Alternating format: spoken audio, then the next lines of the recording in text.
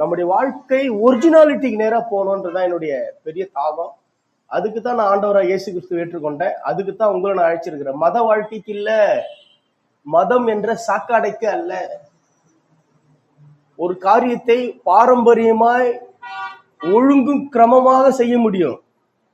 ஒருத்தன் ஒழுங்கு கிரமமா ஒரு காரியத்தை செய்யறான் அப்படின்றதுனால அவன் கரெக்டா இருக்கிறான்னு கிடையாது. பாரம்பரியத்தை என்ன பண்ண முடியும்? பாரம்பரியமாவும் அதை செய்ய முடியும். அதுக்குதான் அந்த வெளி ஆக்ஷனை பார்க்க கூடாது. வெளி ஆக்ஷனை பார்க்க கூடாது.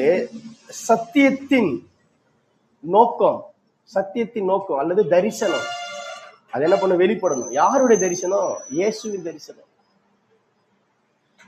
அல்லேலூயா. ஒருத்தன் தாழ்மையா இருக்கிறான்னா எதன் அடிப்படையில் அவன் தாழ்மையா இருக்கிறான்?